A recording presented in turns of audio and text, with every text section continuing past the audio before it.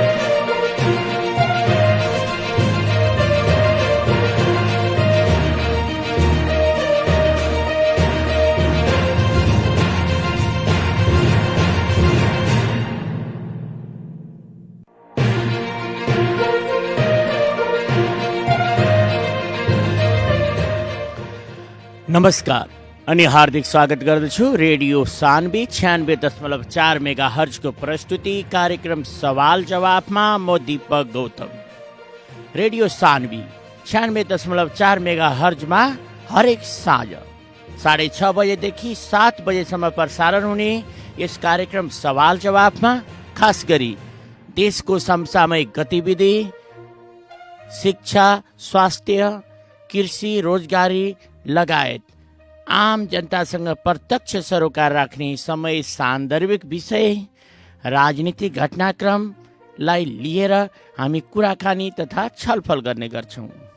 र आज हामी राजनीतिक विषयवस्तुलाई नै मुख्य केन्द्रबिन्दुमा राखेर कुराकानी गर्न गइरहेका छौँ। यसका लागि आजको कुराकानीका लागि हामीले निम्ताएका छौँ पर्सा निर्वाचन क्षेत्र नम्बर 4बाट निर्वाचित प्रतिनिधि सभा सदस्य लक्ष्मणलाल कर्णलाई।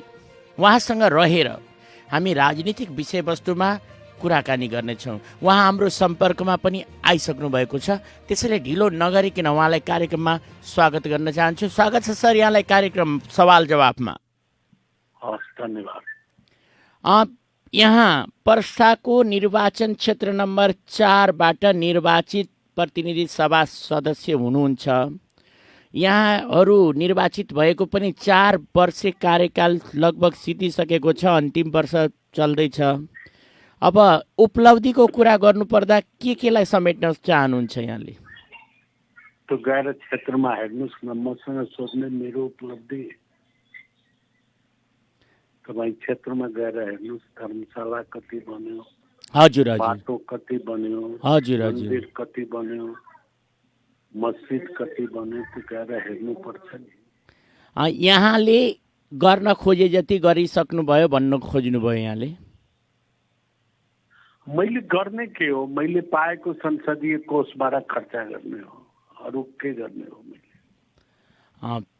पक्कै पनि जनताको प्रतिनिधि भएका हुनाले जनताको हितमा यहाँले गर्नु भएकै छ भनिसक्नुभयो, गरेको छौँ। अनि राजनीतिक विषयवस्तुलाई हेर्दाखेरि पर्सा जिल्लामा यहाँहरूको पार्टीको अवस्था चाहिँ कस्तो छ, के लाग्दछ यहाँलाई? पहिलेभन्दा सुधारोन्मुख हो? हाम्रो पार्टी तपाईँ हेर्नुहोस्, जुन बेला सङ्घीय समाजवादी पार्टी फुट्न लागेको थियो, हजुर, मधेसको पार्टी नफुटोस् भनेर हामी मिलाउनको लागि दुईटै पार्टी मिलेर जसपा पार्टी बन्या हो। तर जसपा भित्र हाम्रो कहीं पनि समायोजन भएन। हामी जहाँ थियौँ त्यही थियौँ र सङ्घीय समाजवादी जहाँ थियो त्यही थियो। त्यस कारणले अहिले भन्नुहुन्छ भने हाम्रो पुरानो पार्टी रजप्पा जुन थियो हजुर त्यो आइटिटी छ, त्यसैमा हामी काम गरिराखेका छौँ। देशभरि नै हाम्रो जुन अहिले लोकतान्त्रिक समाजवादी पार्टी बनेको छ त्यो राष्ट्रिय जनता पार्टीका मूल नेता कार्यकर्ता यसैमा छौँ र यसैमा काम गरिरहेका छौँ। मधेसवादी दलहरू एकताको सूत्रमा बाँधिँदा मधेसी जनता एकदम खुसी थिए। फेरि त्यो एकता बढी समयसम्म टिक्न सकेन, किन होला? यसको पछाडि कारण यहाँले देखेको कारण त बडो सफा छ नि। यसको कारण पछाडि अगाडि भन्नै पर्दैन। यो त मूल कुरा के थियो भने हामी गयौँ मधेसका मुद्दालाई लिएर हामी आह्वान राख्यौँ। मधेसका केही मुद्दाहरू फिर्ता पनि भयो, जुन कि मधेसको जुन आन्दोलनबाट उपज भएका मुद्दाहरू थिए। 139 मान्छेको मुद्दा हामीले फिर्ता गरायौँ। 2 ठाउँको मुद्दा फिर्ता भएन, त्यो अदालतमा चलिराखेको कारणले गर्दाखेरि सर्वोच्च अदालतमा एउटा मुद्दा रेशम चौधरीको चलिराखेको छ र जलेश्वरको जिल्ला अदालतमा चलिराखेको छ। रेशम चौधरीको मुद्दा एक त फैसला भइसकेको कारणबाट कानुनी रूपबाट त्यो फैसला बाट नभइकन फिर्ता लिने अवस्था छैन। यहाँ त आफै पनि अधिवक्ता हुनुहुन्छ। पार्टीगत रूपमा पार्टीमा लागेकै कारणले त्यस्ता आरोपहरू लागेर जुन मुद्दाहरू लगाइन्छन् नि, त्यसलाई त्यो मुद्दालाई किनारा लगाउन पार्टीहरू सरकारमै जानुपर्ने नेपालको पछिल्लो यो घटनाक्रम बढ्दैछ। यसलाई चाहिँ तपाईँ सकारात्मक रूपमा लिनुहुन्छ कि नकारात्मक? होइन, बिल्कुल तपाईँले आधी कुरा मात्रै बुझ्नुभयो, पुरा कुरा बुझ्नुहोस्। पुरा कुरा के थियो भने हामी सरकारको लागि गएका छैनौँ। हामी सरकारमा जाने भए त 1 वर्ष अगाडि नै जान्थ्यौँ। हामीले पटक पटक एमाले पार्टीलाई भनेका थियौँ कि हाम्रो लागि मधेसको मुद्दा सबभन्दा ठुलो कुरा हो। त्यो आन्दोलनका मुद्दा फिर्ता लिनुहोस्, नागरिकताको समस्या समाधान गर्नुहोस् र जसको लागि मधेसीले कुर्बानी दिए, 6 महिना आन्दोलन चल्यो, त्यो संविधान संशोधन गर्नुहोस्। यो 3टै मुद्दा हाम्रो मानेको कारणले हामी सरकारमा गएको हौँ। 1 वर्षसम्म हाम्रो बिचमा छलफल भयो। 1 वर्षसम्म हामी सरकारमा गएनौँ। हामीले त्यस वखत मात्रै गए जबकि मुद्दाहरूको सम्बोधन भयो। त्यो तपाईँलाई थाहा छ, संविधान संशोधनको कमिटी गठन भयो, नागरिकता विधेयकको लागि अध्यादेश आयो, मुद्दा फिर्ता भयो। त्यसपछि हामी मात्रै गएको। हाम्रो लागि मधेसका मुद्दा प्रधान हो, न कि यो मन्त्रीमण्डल प्रधान हो। दोस्रो कुरो तपाईँले अघि सोध्नु भएको थियो कि पार्टी फुट्यो। पार्टी एकजुट भएको भए निश्चित रूपमा तपाईँले भने जस्तै जनताहरू त खुसी थिए नि त एकजुट हुँदाखेरि। मधेसका जनताहरू एकदम खुसी थिए कि मधेसवादी दल एकतामा आए। ठिक भन्नुभयो। अब तपाईँले फुटको कारण जुन सोध्नुभयो, मधेसको मुद्दा पालन गराउँदाखेरि हामीलाई पार्टीबाट निष्कासन हो। तपाईँलाई सम्झना होला, म समेत 4 जनालाई पार्टीबाट निकाल्यो। त्यसपछि अधिकारिकताको मुद्दा निर्वाचन आयोगमा उहाँले नै दायर गर्नुभयो र आधिकारिकतामा हामी पछाडि पर्यौँ। हाम्रो 3-4 जना सांसदहरू उतातिर गएको, जसपातिर गएको कारणबाट हामीले अधिकारिकता पाउन सकेनौँ। नपाउँदाखेरि हामीसँग विकल्प थिएन अर्को पार्टी दर्ता गराउने। त्यसकारण लोसपा हामीले दर्ता गर्यौँ। हामीले चाहँदै पनि जुन पार्टीलाई हामी बचाउन गयौँ त्यसबाट निकालियो। मधेसको पुरा गराउँदाखेरि हामी माथि अभियोग लगाइयो। अब यो सम्पूर्ण कारण थियो, एक पक्षले मात्रै चाहेर हुँदैन। जब दुवै पक्ष इमान्दार हुँदैन भने एक साथ बस्न र एक साथ काम गर्न गाह्रो हुन्छ। त्यसै कारणबाट पार्टी फुट्या हो। यहाँले भन्नुभयो मधेसको कुरा लिएर अघि बढायौँ, मधेसका मुद्दाहरूलाई अघि बढायौँ। त मधेसको मुद्दा अघि बढाउँदा यहाँहरूलाई चाहिँ किन कारबाही गरिने? किन गर्यो भने त गर्नेसँग सोध्नुहोस् न। गरियो, निकालियो, यो त प्रष्ट रूपबाट हामी हामीलाई मोहन ठाकुर, राजेन्द्र महतो, जनताले यो किन गरियो भन्ने जवाफ जनताले सुन्न पाउनु पर्ने कि नपर्ने? त्यही त भन्दैछु म, त्यही जवाब त भन्दैछु। तपाईँ त पहिले सुन्नुहोस् नि। तपाईँ हजुर हजुर भन्नुहोस्, म सुन्दैछु हजुर।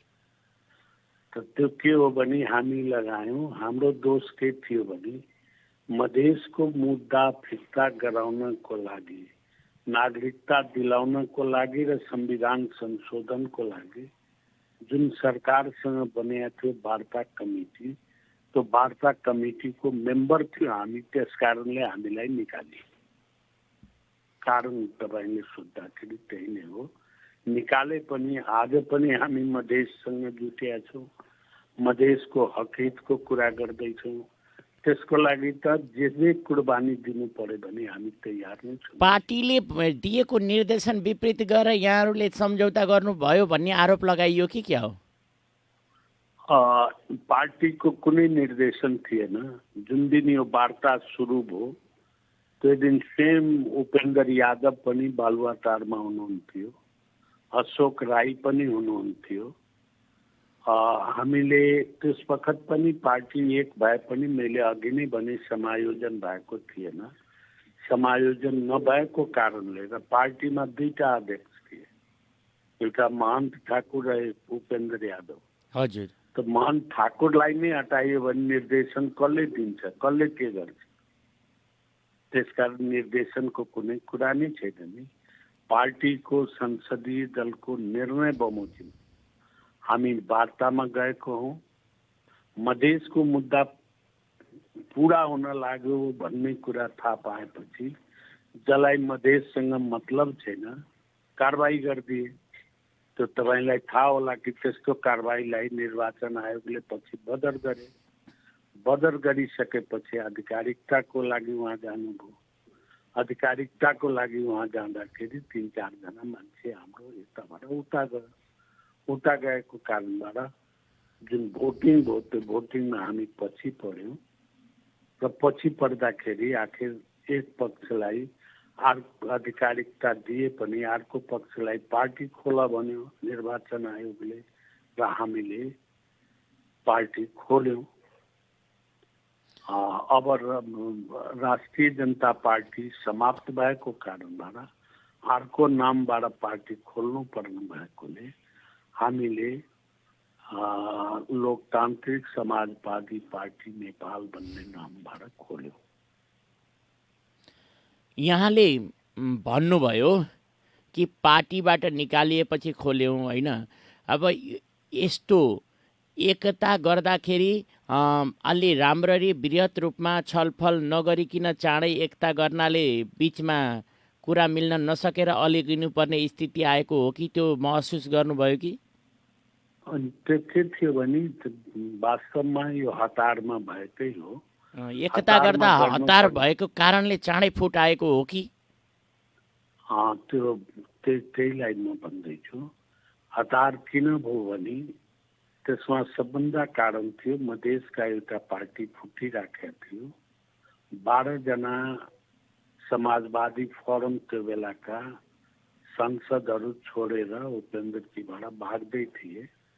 त्यसमा किडनैप आदिको के हल्ला भयो सबै कुरो तपाईँलाई थाहा होला, मैले डिटेलमा भनेन।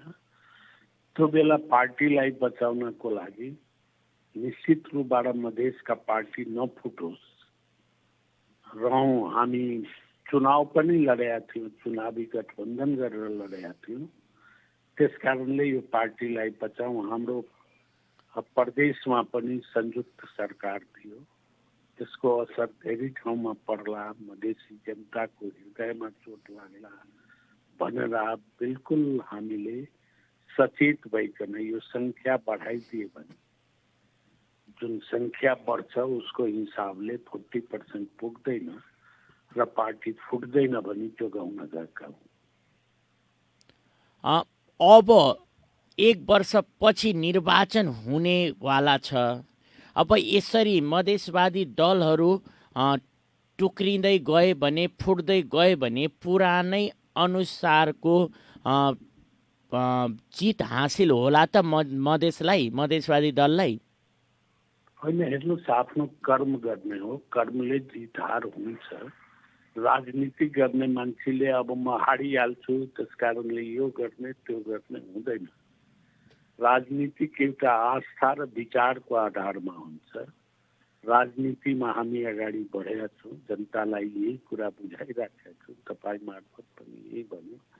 यदि हाम्रो दोष रहेछ भने पार्टी बचाउने, मधेसवादी पार्टी बचाउने यदि कुनै दोष हो भने मधेसका मुद्दालाई परिपूर्ति गराउनको लागि सङ्घर्ष गरे भने, त्यस्तो सङ्घर्षलाई कसैले अपराध भन्छ भने त मधेसको माग पूरा गराउनलाई हामी त पटक पटक अपराध गर्छौँ। यस्तो अपराध हामीले गर्ने होइन। हामी त यसैको लागि पार्टी खडा गरेका हौँ। यसैमा म त आज 35 वर्षदेखि लागिराखेका छु, लडिराखेका छु। त्यस कारणले यस्ता कुरालाई कसैले अपराध भन्छ, मधेसीको माग किन पूरा गराउन गयो भनिकन भन्छ भने त्यो भन्नलाई भन्न दिनुहोस्। यस्ता अपराध जतिचोटि हुन्छ त्यतिचोटि हामी गर्छौँ, किनभने मधेसको लागि हामी लागिराखेका छौँ, जनजातिको लागि हामी लागिराखेका छौँ। यो देशका शोषित उत्पीडितको लागि हामीले उपकारको लागि, उनको अधिकारको लागि हामी लडिराखेका छौँ र लड्छौँ। हामी अलिकति पर्सा जिल्लाको बारेमा कुरा गरौँ थोरै। पर्सा जिल्लाका जनताले मधेसवादी दललाई प्रतिनिधि सभाका निम्ति निर्वाचित गराएर पठाए अनि उनीहरूको चाहना त पक्कै पनि जिल्लाको हकमा राम्रो होस् भन्ने हो। अहिले यसरी दलहरू विभाजित हुँदाखेरि उनीहरूको विश्वास अहिलेसम्म कायम रहन सक्ला? अब त्यसलाई विश्वास फेरि राख्नलाई के गर्न पर्ला मधेसवादी दलले? एउटा त तपाईँ पटक पटक मधेसवादी दल भन्नुहुन्छ। मधेसको लागि लड्ने दल हो। हामी जनजातिको लागि लडिराखेका छौँ। यहाँको भनाइअनुसार मैले आफ्नो भनाइलाई सच्याए, मधेसको लागि लाग्ने दल भने मैले मेरो भनाइलाई मैले सच्याए। मधेसवादी ठिक छ, मैले त्यही भन्न खोजे हो। यो देशका शोषित, पीडित, बहिष्कृत व्यक्तिहरू जसमा बढी मधेस छ त्यसको लागि हामी लडिरहेका हौँ र लड्छौँ पनि। पार्टी फुटजुट त हुन्छ। यो देशका कुन पार्टी फुटिया छैन? एउटा नाम बताइदिनुहोस् त। पार्टी फुटजुट हुन्छ, फेरि जुट्छ, फेरि फुट्छ। जनताको विश्वास हामी प्रति छ। हामी जनताको विश्वास जित्ने अझ प्रयास गरिराखेका छौँ। आफ्नो हातमा भएको कुरा नगर्ने हो। पार्टी जोड्ने र फुट्ने, जोड्ने कुरा त हामीले गऱ्यौँ, फुट्न त हामीले फुटाएको होइन। मैले त्यही भने। अब कसैले फोडेर जबरजस्ती भाग्छ भने कुन बन्धन छ त्यसलाई खुट्टामा बाँधेर राख्ने अवस्था, स्थिति त्यो आयो। मधेसको लागि भन्नुभयो यहाँले। मधेसको लागि विकास त मधेसमा बस्ने सबैको चाहना हुँदै हो। अब मधेसका जनताहरूले अब कुन पार्टीलाई अँगालेर कसरी विकास सोचे जस्तो विकास पाउलान् त भन्ने प्रश्न ठुलो बन्यो। एउटा कुरा तपाईँ सोच्नुहोस्, तपाईँ पत्रकार हो। विकास वर्ग सरकारको हुन्छ, कार्यकारिणी पद मधेसको होइन। म त पुरा आफ्नो क्षेत्र घुमिराखेको छु। दुर्भाग्य के रहेछ भने आजसम्म संसदको फङ्सन के हो भन्ने कुरा तपाईँहरूले पनि चर्चा गर्नुभएको छैन। संसद कुनै पनि कार्यकारी पद होइन, विकासको जिम्मा होइन। गाउँमा गयो भने मलाई मन्दिर देऊ त, कल देऊ त, यो देऊ, सडक देऊ, बाटो देऊ भन्छन्। तर हाम्रो मूल काम हो लेजिस्लेचर, कानुन निर्माण गर्ने। आजसम्म न तपाईँले सोध्नुभयो, न गाउँमा जाँदाखेरि कुनै जनताले सोध्छ कि तपाईले कुन कानुन बनाउनु भयो, किन बनेन? सरकारलाई विभिन्न खाले योजनाहरूको लागि सुझाव दिने, योजनाको लागि दबाब दिने त जनप्रतिनिधिले होइन र सर? बिल्कुल, योजनाको लागि दबाब दिने हो, योजना लिने होइन।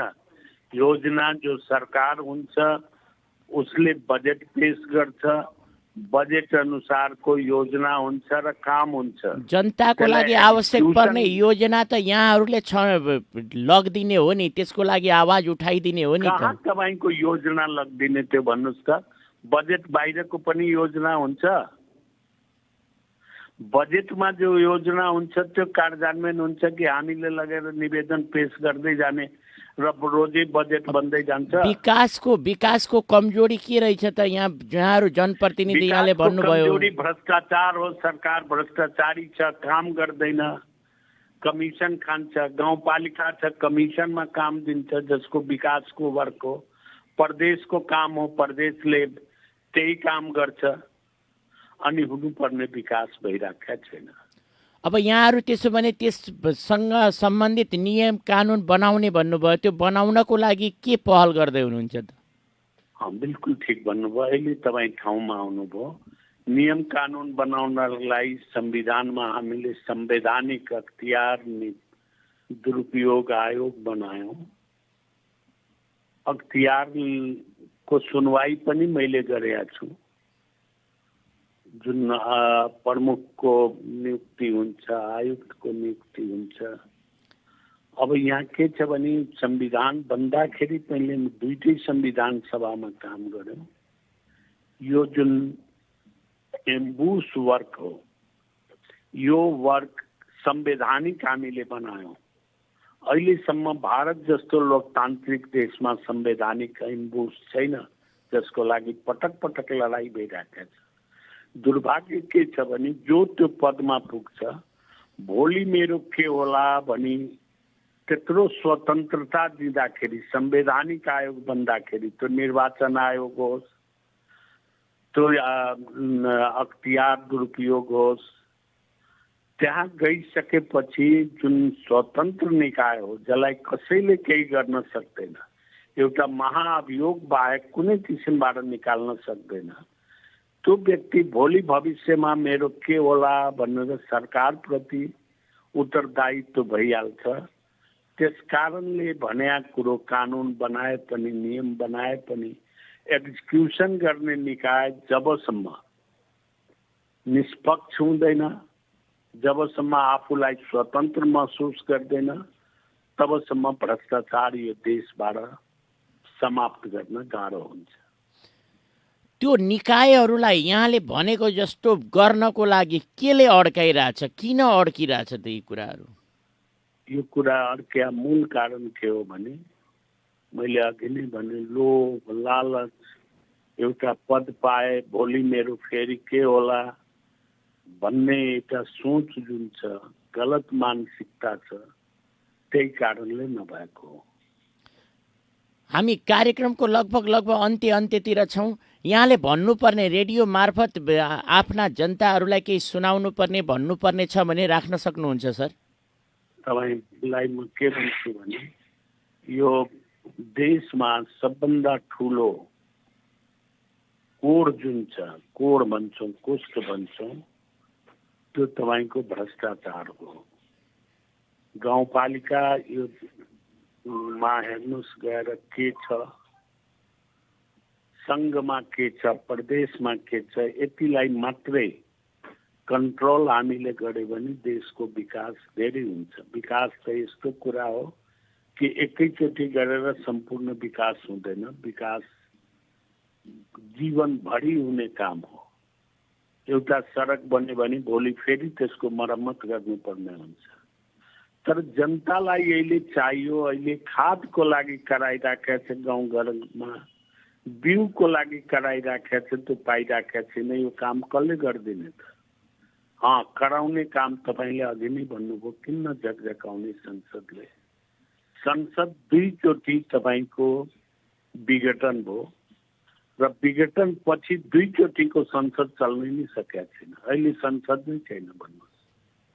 यो दुर्भाग्य के हो भने जनतालाई म के भन्छु भने जनता पनि इमान्दार हुनु पर्यो, जनताले निष्पक्ष र राम्रो मान्छेलाई भोट दिनु पर्यो र जनताले खोजेको विकास, चाहेको न्याय सबै पाउँछ।